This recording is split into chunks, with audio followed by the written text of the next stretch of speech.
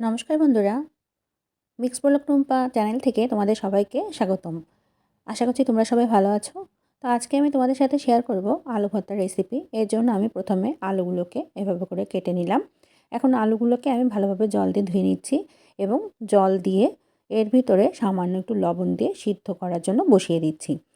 এখন এই সময়ে আমি সিদ্ধ হতে হতে মানে আলুগুলো সিদ্ধ হতে হতে আমি এর ভিতরে পেঁয়াজ এবং কাঁচা লঙ্কাগুলো সবগুলো কুচি করে নেব আলু ভর্তার জন্য।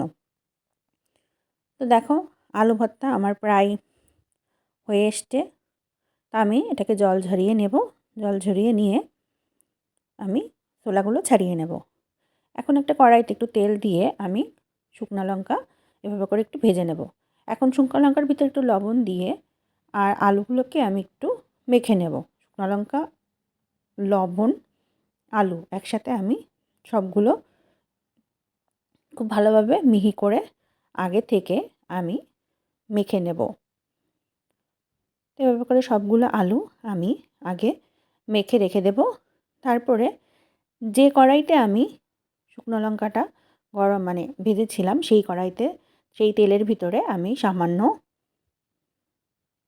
কালো জিরা ফোড়ন দেব এবং তারপরে আমি এর ভিতরে পেঁয়াজ কুচি এবং লঙ্কা কুচি দিয়ে দেবো এবং লবণ দেব সাথে।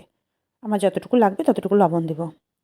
পেঁয়াজটা হালকা একটু কড়া করে ভেজে নেব। আমি তো লাল পেঁয়াজ নিয়েছি, এর জন্য একটু লাল লাল দেখা যাচ্ছে। তো পেঁয়াজটা একটু কড়া করে ভেজে আগে থেকে মেখে রাখা আলুগুলো আমি দিয়ে দেব।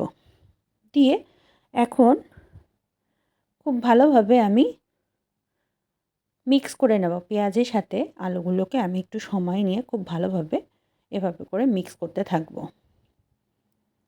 একটু সময় নিয়ে মিক্স করতে থাকবো। দেখো রঙটা কিন্তু বেশ একটু চেঞ্জ হয়ে এসছে। তো এই পর্যায়ে আমি তুলে নেব। তো এটাই ছিল আলু ভর্তা। আমার ভিডিওগুলো ভালো লাগলে অবশ্যই আমাকে সাপোর্ট করে আমার পাশেই থাকবে।